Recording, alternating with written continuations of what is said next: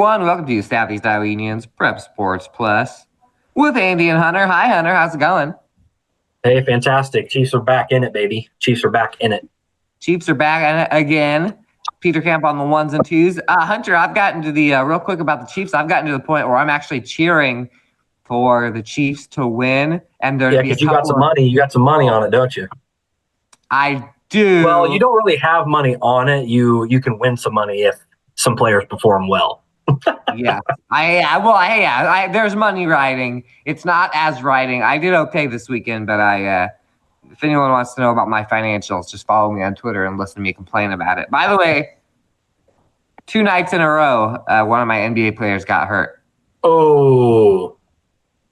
Yep, Anthony Davis last night. First quarter. That's why they lost. That's why the Lakers lost.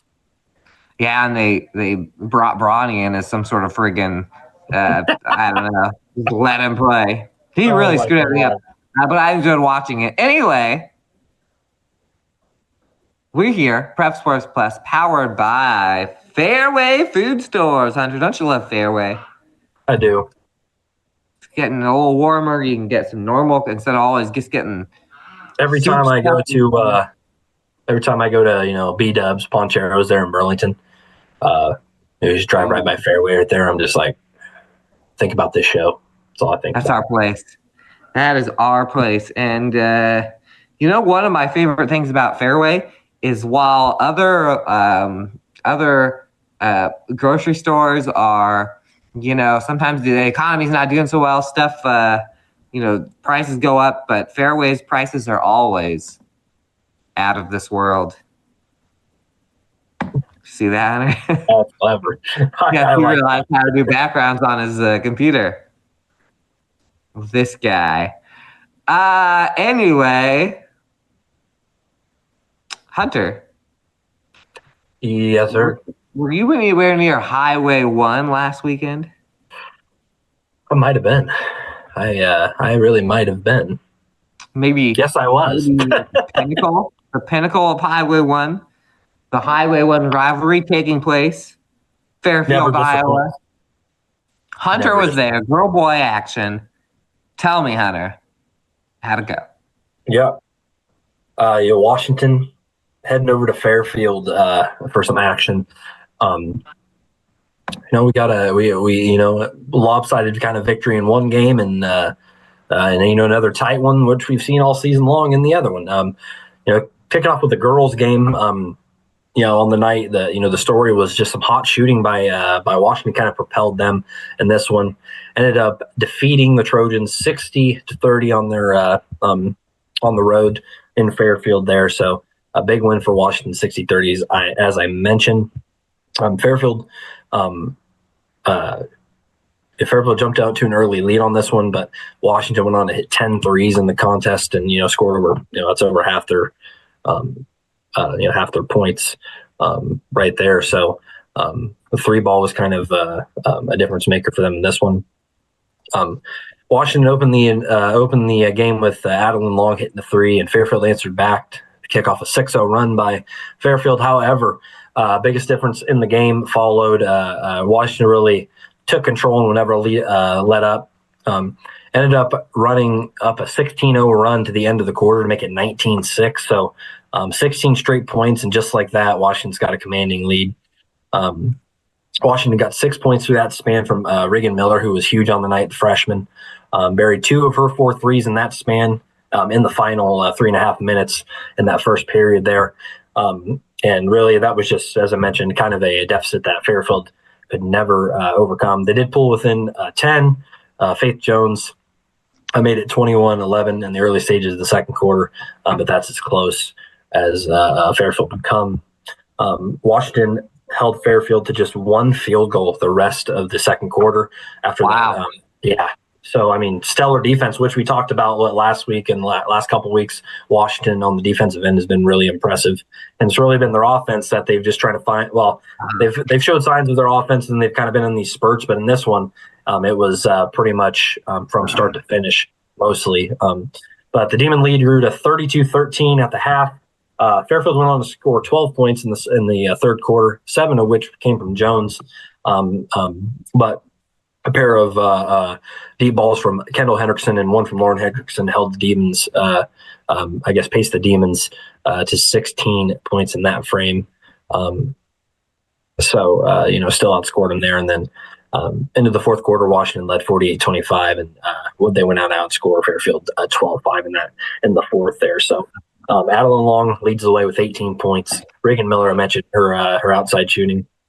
14 points for her. Lauren Hendrickson, 11 for Fairfield. Faith Jones with 13. Maddie Martin and Grace Lyon both had 4 for them there. So a tough loss for Fairfield. Still looking for their first win.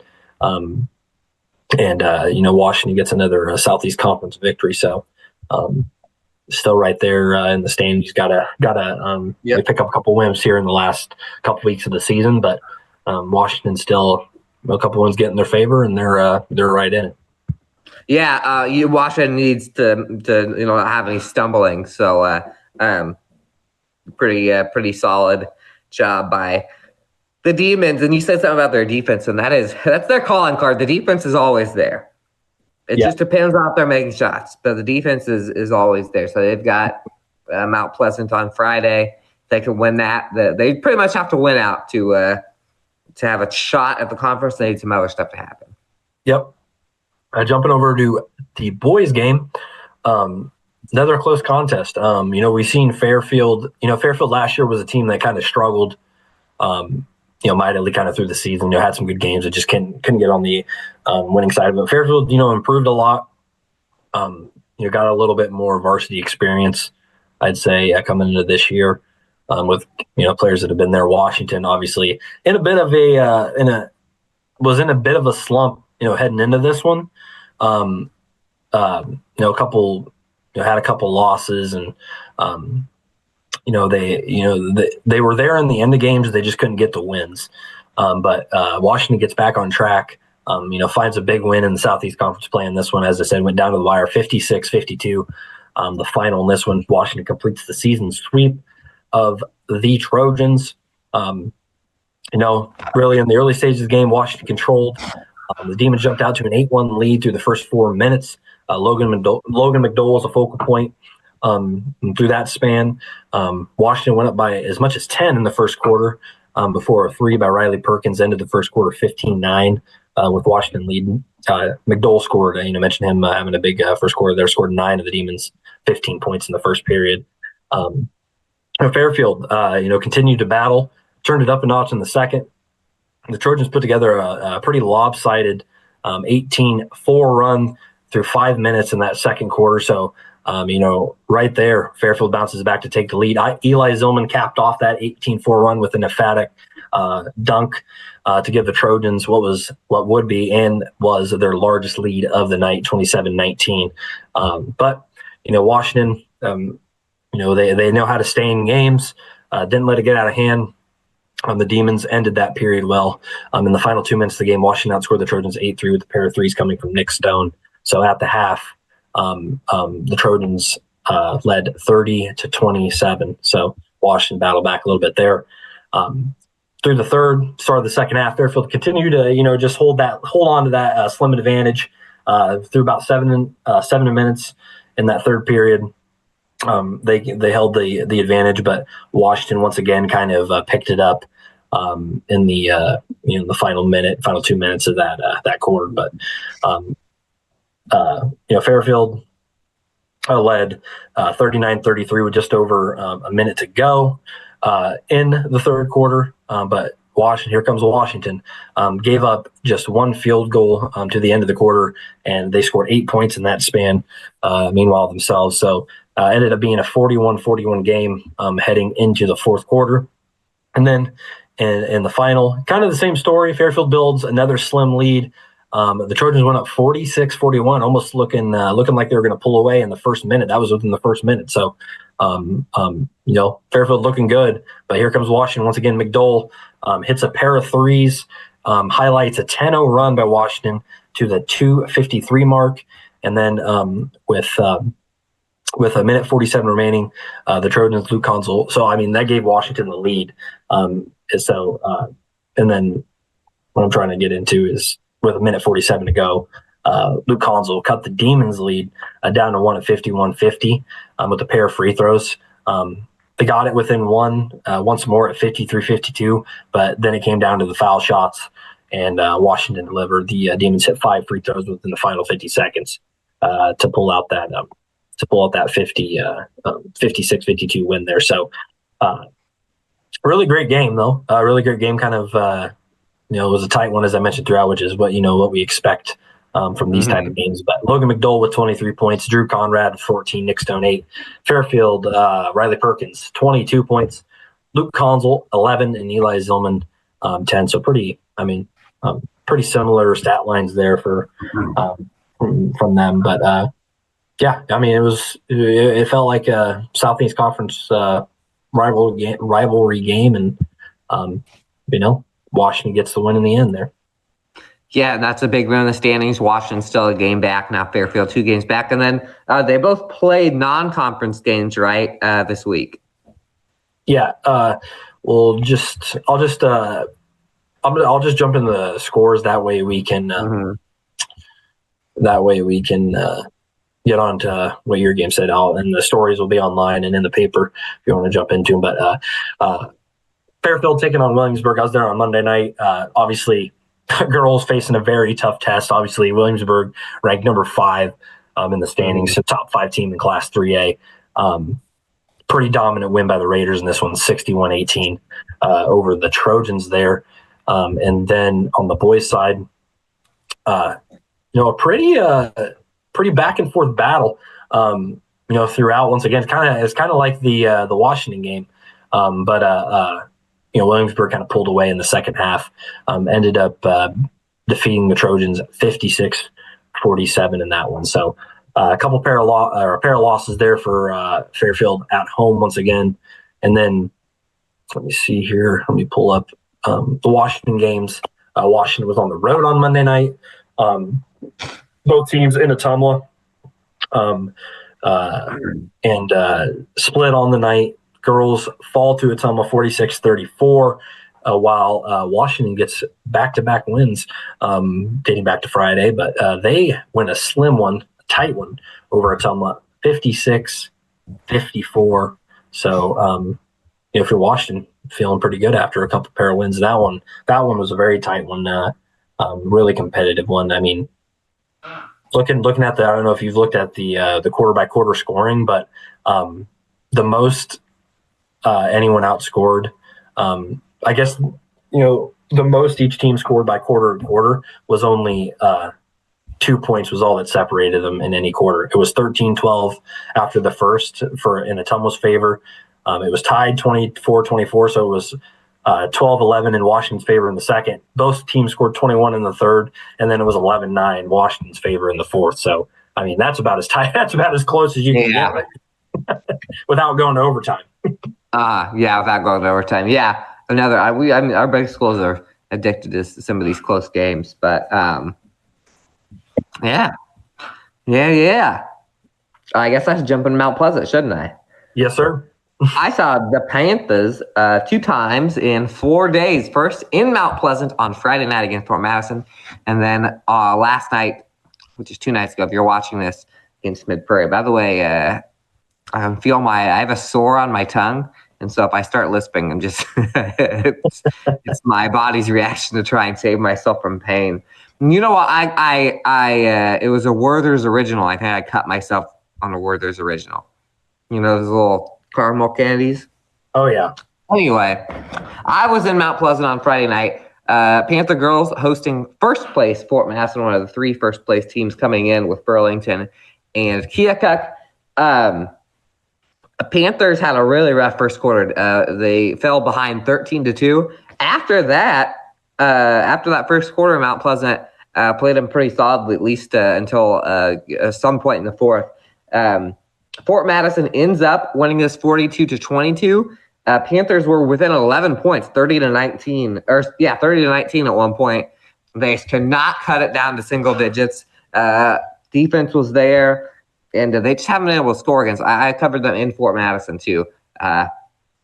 Putting the ball in the basket against Fort Madison was a struggle, as a lot of our teams have struggled to do that. Fort Madison's a good defensive team. But despite that, Alexa Fuller, 13 points. Abby Carthy, 4. Teresa Ward, 3. And Addison Clark, 2. So you see, one player with 13, then nobody else over 5. So really tough night scoring for the girls. And the boys, very similar. They ended up losing 62 to 44.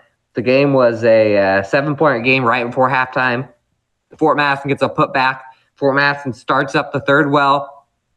They had about a 10 to 15 point lead throughout. Mount Pleasant would make little runs, but something about the Bloodhounds, they're kind of the kryptonite. Mount Pleasant's played a lot of conference games and they've been close in a lot of them, even though they haven't won. And Fort Madison has been the team that really they looked the most rattled against. Noah Lang did score 14, and Ryan Helling, 13. Freshman Ryan Helling is kind of coming along here scoring for them. If they can just get a little bit more scoring, the Panther boys, Lang usually gets his, and usually one of the guards, scores somewhere between like 13 and 16 points. They get two to 3 of the guards scoring double digits. That could make up for a lot of the points. But it's the same thing with the Panther boys' defense, pretty good offense. But Fort Madison, man, they got so many tall kids. They tried a couple of dunks. I think they hit one dunk, and I forget what the kid's name was, but just tried to put Keegan Heaton in a Sports Center highlight. Like took off from the block. He got fouled, missed the dunk, but it was like, oh my goodness, it was one of those things where he takes off and everybody holds their breath. Fort Madison's got some good athletes over there. So Bloodhounds stay right in the race for first place in the SEC. And then last night, which is 2 nights ago, if you're watching this on Thursday, I was on Highway 1, kind of. Took Highway 1 up to Mid Prairie and Wellman. Golden Hawk girls looking really good right now. Panther girls have been struggling to score. It was a tight little matchup for about a couple of minutes. And then all of a sudden, Hunter, Mid Prairie Golden Hawks put on a offensive display like I haven't seen in a while this year. They were absolutely on fire, Hunter. 3s, 2s, everything. Mid Prairie 16-4 after one quarter, 41-15 at the half. Izzy Kite ended up with 17 points to lead Mid Prairie. 9 of those points were on 3 threes in a row. Hit a normal one, then hit a deep walk up, bang, bang, and then heat checked and banked one in. So she played super well. Mid Prairie ends up taking the 66-30. Kite with 17. Callie Huber ends up with 11. Mid Prairie had 9 girls score in this game. And that's not all just, garbage time, whoever's scoring. They have a lot of people they subbed in and out. And it was funny because Mount Pleasant shot okay for how they've been shooting for sure. They did not have Fuller, which was their leading scorer from a couple nights previous. Another freshman, Abigail Shelengowski, leads Mount Pleasant with 9 points. She had the hot hand. Panthers hit a handful of 3s late, but they were Mount Pleasant girls were on a really tough shooting stretch from 3. They were like 1 for a lot in the last 3 or 4. So it's a little good for them is that in the fourth quarter, I think they went on a streak of like 3 out of 4 or something like that. A couple of those for Shelengowski. On the boys' side, this was a really fun game through about 2.5 quarters, or a little really close game anyway. I think it stayed fun as it went by, but Mount Pleasant had a hot start. They led 14-11 after one quarter, and Mid Prairie took a 31-26 lead at half. And then Mid Prairie in the third quarter, it was they went a little showtime, Hunter. They lead 52-36 after 3 quarters, end up winning the 68-54, and 15 points apiece from 15 points. Bryce and Brady Weber had 15 points, and I don't know how many assists. I'm actually going to check that out. Bryce Henry had 15. Brady Weber had 15 and 7 steals, 7 assists for Brady Weber. 15, 7, and 7. Nice. Wow. Little, you know that rhyme. You know that stat line rhymes we have, Hunter. Who's that? Wait. They both got cut off. It's Jason Kidd, but it didn't really work out for me. Jason Kidd, huh? He was hitting no look pass, jump no look passes. Mid Prairie's offense when it starts to flow, they do such a good job of knowing where everyone's going to be. Ace Peck, by the way, also had 12 points in this one, which is, I think it's low for games that I see with Mid Prairie the last couple of years. It feels like I always show up to the game where Ace Peck hits like 7 threes. So he was relatively quiet. I mentioned Ryan Helling for Mount Pleasant, 18 points last night at Mid Prairie. At a lot was creating stuff for himself. Obviously, he was one of the people that had to try and slow down the Golden Hawk offense. He's going to be good. He is going to be good. What's up with Mount Pleasant? There's one thing about Mount Pleasant is they always have a freshman that is. They always have a freshman coming into varsity, and he's always good. Always good. Yeah. Well, and they lost Higgins, and when you had a guy like that last year, it was like you could have an off offensive day because he could just pour in like 16 points in 5 minutes. So they've been trying to kind of figure out the offense. But again, Helling 18, Ian Reed 11. So again, two guys hit double digits, but they haven't quite got that offensive threshold where they're going to have 3-4 guys really hitting it the same. Because they're playing some of their best basketball through half. I mean, Mid Prairie is the real deal, and it was fun to watch them. We'll be watching Mid Prairie a lot more because they play Washington on Monday. Their boys still have to play Fairfield. Girls already have. So 13-2 are the Mid Prairie Golden Hawks right now, and they look like they could be threatening both on boys and girls because girls wise 12-3, 13-2, 12-3. Quick math, 25-5, both of those varsity teams together. So we might be following them to the they've got a great shot to go far in the postseason for sure. Yeah, they really do. So Golden Hawks win. Real quick note in case I forget on wrestling. Mid Prairie recognized the girls wrestling team who won the River Valley Conference tournament last weekend. The first ever conference wrestling title for Mid Prairie. Period. Wow. Happened last Friday. So they had a little thing at halftime for that. So it was fun time in Mid Prairie.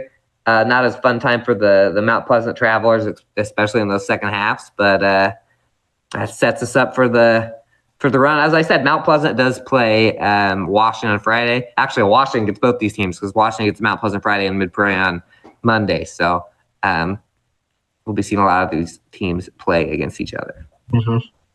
I really wish that Jason Kidd. I wish that Jason Kidd thing was cropped correctly. I was just going to say it should be. We should get some. Should be some more good games this Friday on the Southeast Conference. Every week that that they, I guess that either teams, any of the three teams that we come to play, it's I expect it to usually be a good one. So. The conference is not going to be decided until like the last week, almost 100%. Not like in girls, it's the other three that we don't cover necessarily, but our teams will be part of that battle. So, and then the boys, it's pretty much anybody's right now. So, actually, we'll be talking about another Southeast Conference race when we get back. We're going to go through some small school boys scores from last night, and then we are going to talk a little bit about wrestling. Southeast Conference wrestling. A huge night on last Thursday and this Thursday coming up, so stay tuned.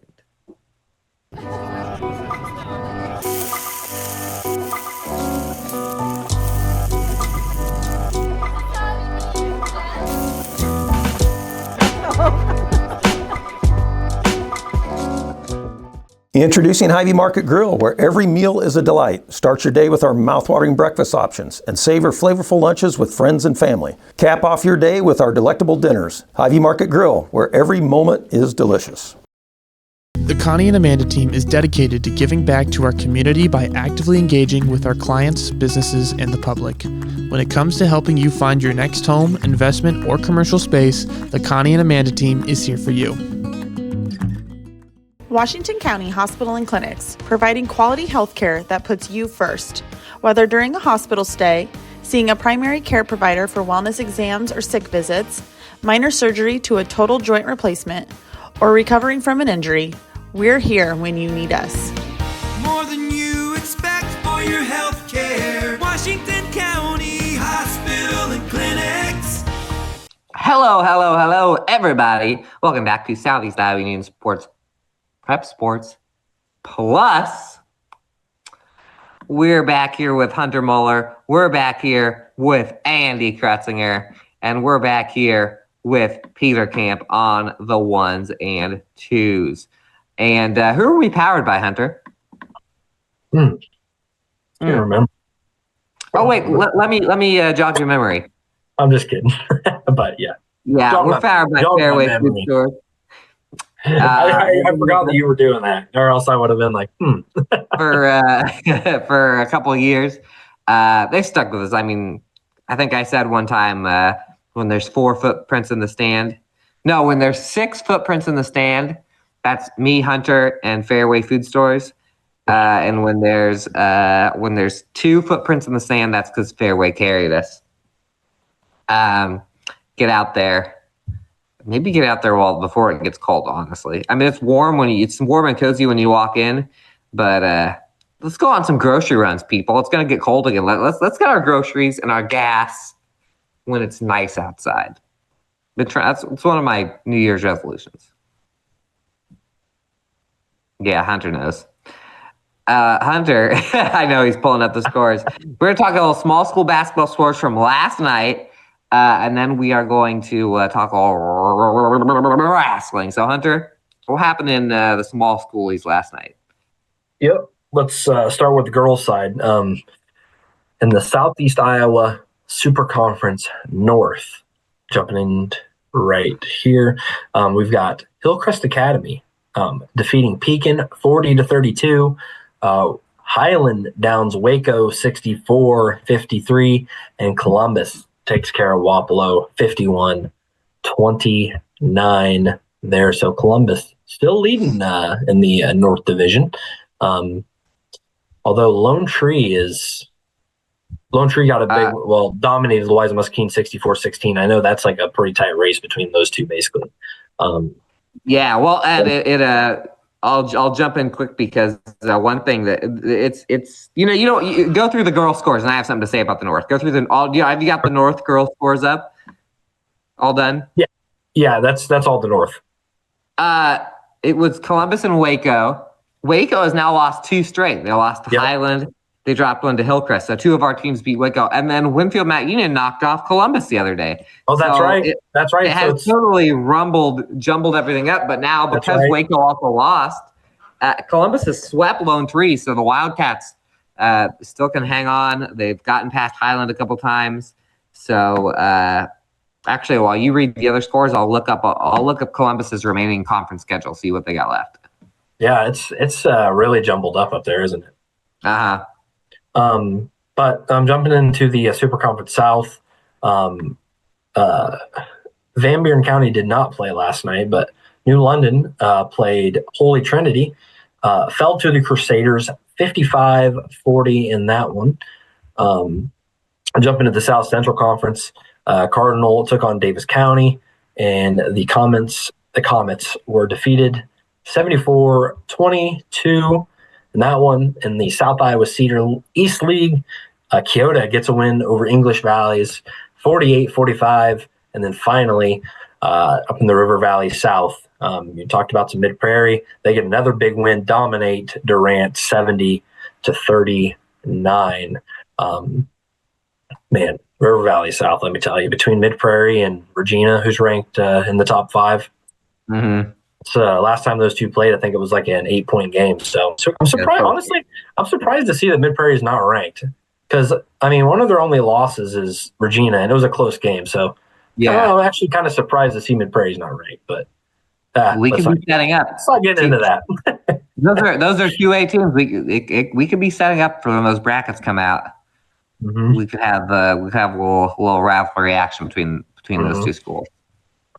Yes, sir. Jumping over the boys, I mean, at this point, the Super Conference North is absolutely is bonkers right now. Mm-hmm. Pekin defeats Hillcrest Academy 51-40 last night. I mean, this is just chaos at this point, Andy. It is. The North is chaos everywhere right now. Waco defeats Highland 77-49. Columbus falls to Wapello 59-53. And Winfield Mount Union falls to West Burlington 75-54 there. So a little out of conference. Well, I mean, crossover is south and north there. Jumping over to the south, New London, as I mentioned, Van Buren County did play last night.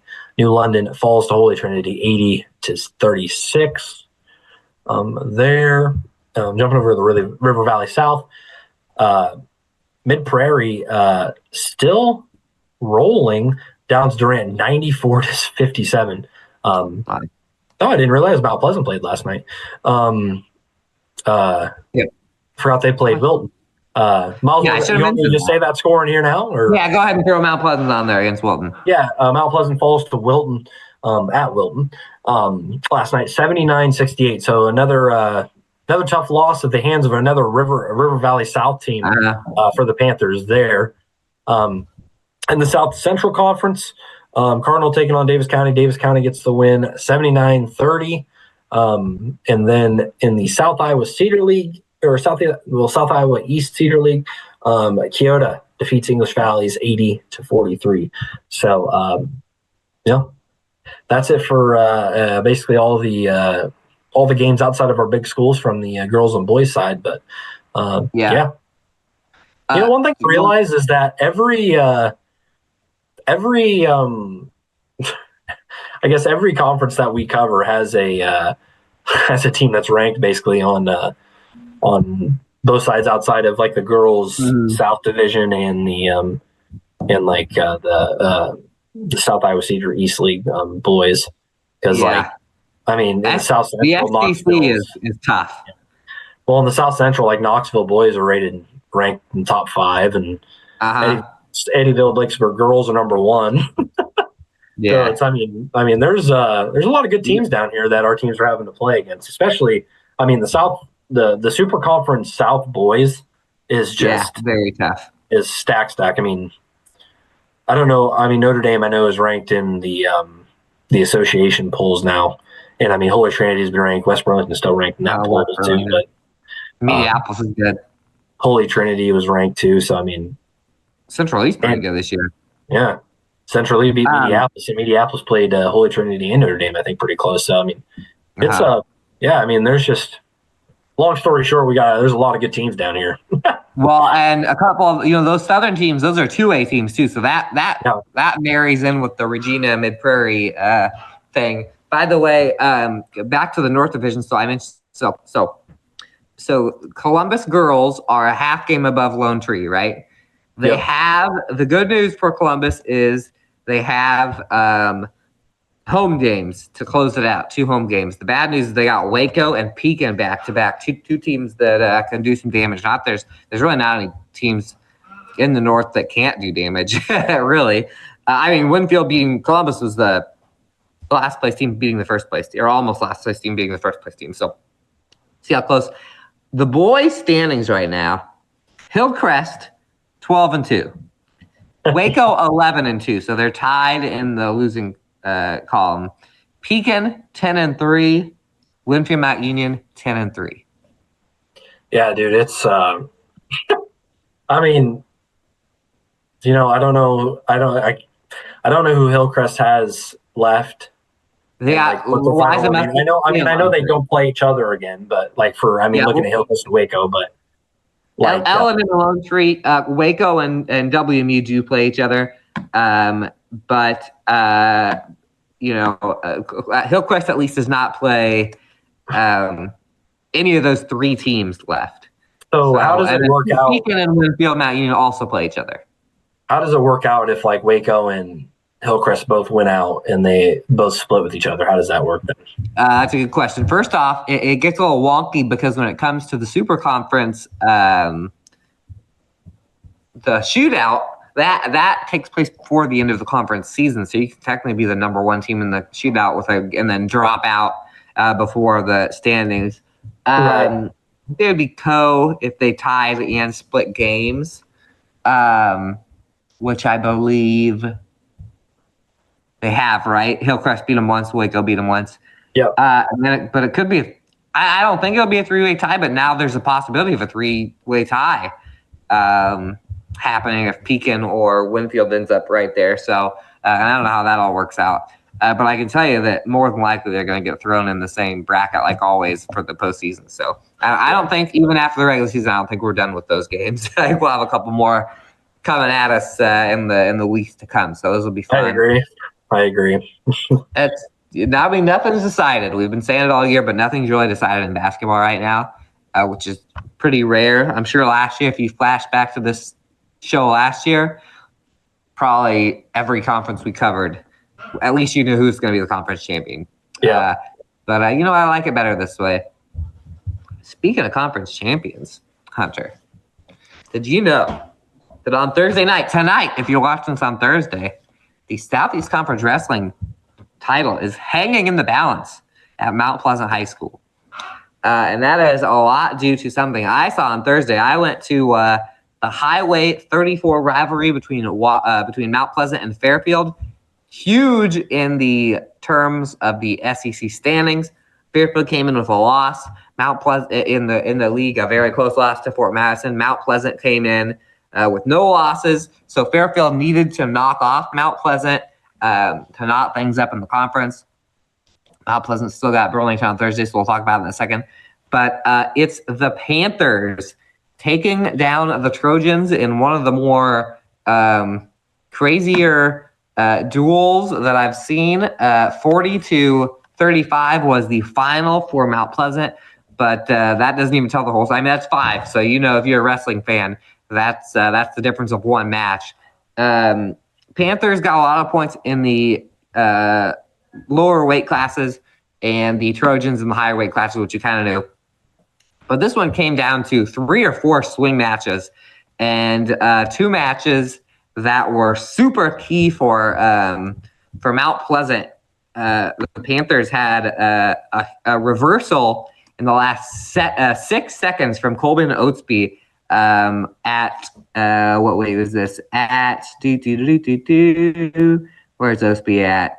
At 132. Him and Jacob Crew were going back and forth. Crew was up by 1 over Oatsby and was holding on. And you could see the crowd kind of, rise their feet. They're like, oh, is Oatsby going to get the escape here, send this thing into OT? And all of a sudden, he's sitting up and leaning back on Crew. Very last second, gets the 2-point reversal, which wins it for him. That was the difference and that's like a 12-point, or not a 12-point swing, 6-point swing, 3 one way, 3 the other. So there's a huge one right there. And then it came down to the last 2 weights at 215, William Birdsell for Mount Pleasant and Brody Lyons for Fairfield. To step up, you don't really know who's going to win, but you knew that Fairfield was favored in the 285 because Dre Smithberg was wrestling in the 285. And he, wins a lot. So you kind of got that feeling of like, this is it. This is the whole duel right here.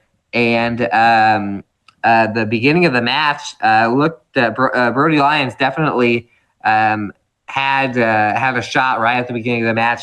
Birdsell with some pretty good defense on the mat, and then starts wearing on him. Eventually gets the pin to lock things up for the Panthers. So as I said, 40-35 Panthers. That's on the boys. The girls, Mount Pleasant 24, Fairfield 18. Of course, as a lot of our girls' duels, there are only 5 matches that actually took place. A lot of that was forfeit stuff. But in boys wrestling now, that sets up Mount Pleasant wrestles Burlington on Thursday. And if the Panthers win, they will be SEC champions, rising all the way from the bottom in the last couple of years of the SEC to do so.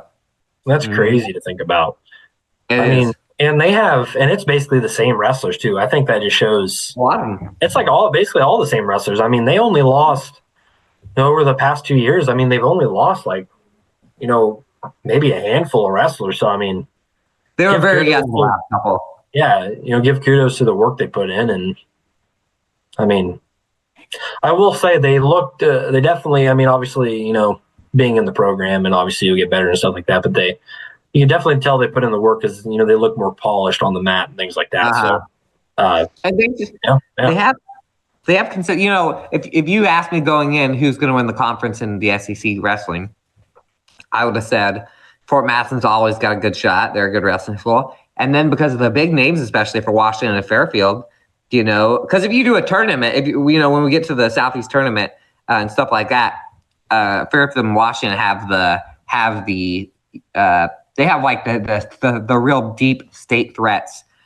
Deep state threat. I just said the word deep state threat, so hopefully we don't get FBI if you're listening. That was not about you guys. That was about high school wrestling state tournaments. But Mount Pleasant just got consistency through the lineup, and that's really helped them. So we'll see if they can take out Burlington. I think Burlington has a couple of spaces open, so there might be some easy forfeit points for Mount Pleasant, but we'll see if they can hang on. Yeah, I think it's going to be a good one. I mean, because basically comes down to this, So who's going to? And wrestling, I feel like it's been so close to. I was at Mount Pleasant versus Fairfield, and Fairfield was looking like they were going to run away with the duel, and it was it was what. It was like 20 something to like 6 at one point.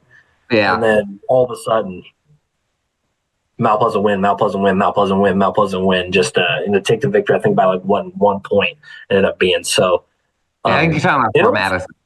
Or that's what I meant. What did I say? Fairfield? You said Mount Pleasant Fairfield. No, I got confused. I meant Fort Madison. Fort Madison. So yeah. I was gonna say what's crazy about wrestling too is when it's that close, the way you win is important, which is another kind of thing to take into consideration too. And usually, when you go head to head, and it's just in wrestling, it's me and my opponent. But it's like for team points, it's it's almost the way you win. So it's kind of interesting to take that into consideration. Just a little interesting aspect about wrestling that I think you kind of forget about. It's not just we honestly don't see it too much because there just aren't that many close wrestling duels conference-wise. The last 2 years there haven't been. There's been a couple, but there hasn't been like this group of teams where they're all close to each other. And because between Burlington, Fort Masson, Fairfield, and Mount Pleasant, any of those duels could have went anyway. And then Washington is not that far off of those 4 schools. Hunter smiling over there. Washington did fall to Burlington on Hunter got a text. I didn't text him. No, I got a call. Washington did lose to Burlington. I of course checked on that because of everything about it, but to see how close the Demons were to the Greyhounds. But so we'll see. That Thursday, that's conference. Then we have Saturday is the first the regionals for the girls. A lot of our teams are up in Williamsburg. Then we have regionals for boys, so state for girls, all this stuff. So it is the wrestling's heating up big time, along with the weather. Yeah, today's beautiful. I feel like I could go golfing today. Oh, I would love to golf today. Give me the itch. And I want you guys to get the itch to come back, watch Southeast Iowa Union Prep Sports plus the C Block. We'll react to the weekend. Give some reactions and all. You know what? I'm gonna go ahead and guarantee a fun background by the time we come back. So see you in a bit. Attention Hy-Vee shoppers, introducing Hy-Vee Perks, your ticket to exclusive savings and rewards. Access exclusive perks, prices, earn gas discounts, and unlock special deals. All this for free. Join Hy-Vee Perks today and start saving.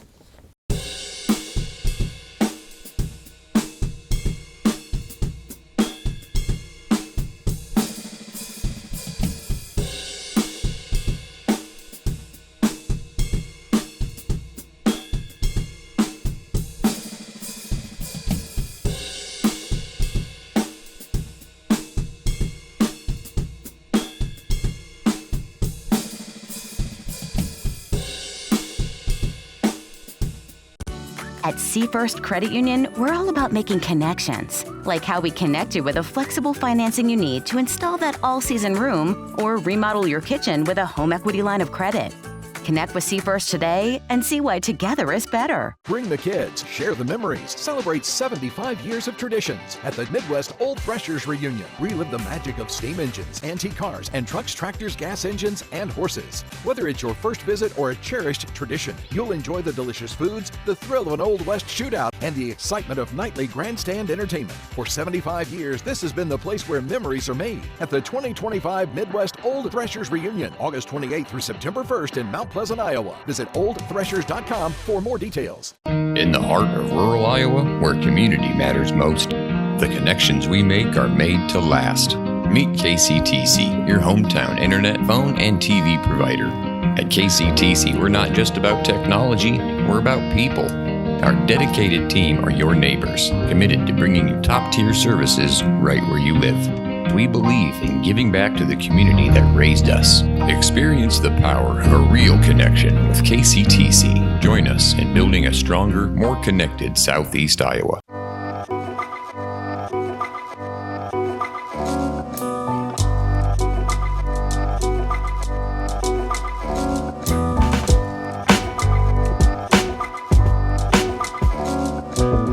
Welcome back to Southeast Iowa Union Prep Sports Plus, presented by Fairway Food Stores. And guys, we're ready to talk a little. I'm gonna get Hunter's thoughts on the Chiefs beating the Bills this weekend. He's a big Chiefs fan, but while I do, don't tell him this, but I'm gonna pull a little prank on him. So we'll see if you can see the prank I'm gonna pull. Hunter, what do you think of the Chiefs? What do you think? How do you think they played on Sunday? I thought we played pretty good. I said I'm gonna say. I think I still see you, man. I'm just kidding. I think we played pretty good. A couple questionable calls in there, but I'm a Chiefs fan, so I might get into that too much. But long story short, Josh Allen had a chance to go win the game, and they couldn't do it. So, yeah. Steve Spagnuolo, best defensive coordinator in the league. Doesn't run you like your chances against Philly? Blitz all game long, and he says, we're bringing the blitz, and they did not expect it. That's for sure. Do you like your chance against Philly?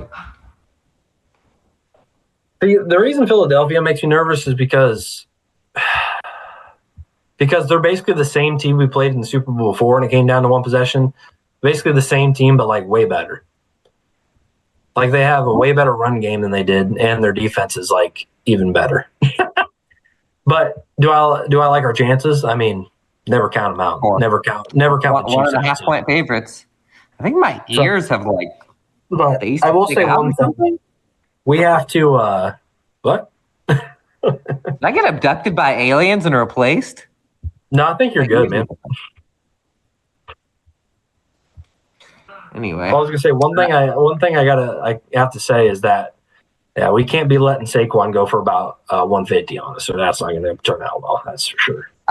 You alluded to my the money I have riding on the playoffs. I'm in a big contest. I'm gonna have mostly Chiefs in there. I mean mostly Chiefs, but Saquon Barkley's got to score like 5 touchdowns. He's my main guy. Oh, he's your running back that you have left. Yep, I got him left. He's got to go. Got to go off. So I would like the score to be like 72-69. The thing I do like about us with not letting Saquon Barkley go crazy is that like we're like one of the best tackling teams in the NFL. At least that's what people say. But it seems like my goodness, against Washington, like 3 guys could have brought him down on that first 60-yard run. Like 3 guys could have brought him down. He just bounced off him. Like they just didn't tackle him. I'm like, what is happening? Yeah, he also looks very healthy. He doesn't look like he's been.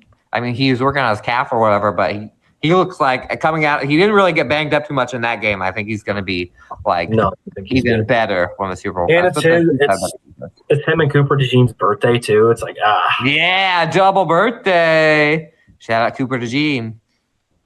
I'm cheering for you, even if Hunter's not. always cheer for him. I mean, I like Cooper DeJean, but it's just like, It's hard. It's a tough one. it's tough. There But we go. I mean, long story short, I'll take us against anybody. I agree with that. I think it'll still be it should still be a good game. I think as long as our offense shows up and Saquon doesn't destroy us. Although I think it's going to come down to if it doesn't. I mean, obviously this is kind of pretty straightforward, but if we hold Saquon in check, we can't let Jalen Hurts have a game like he did last time, where he put up like 359 total yards. Because in the last Super Bowl that we played against him, he was definitely the best player on the field. Agreed. Yeah, but we'll see. But now he won't be because of Saquon. We'll see, though. I hope it's a good game. I hope it doesn't turn into. Actually, I don't even want to put that in the air. What I was about to say. Never mind. Didn't Jalen Hurts? Didn't he like backpedal and throw the ball backwards or something?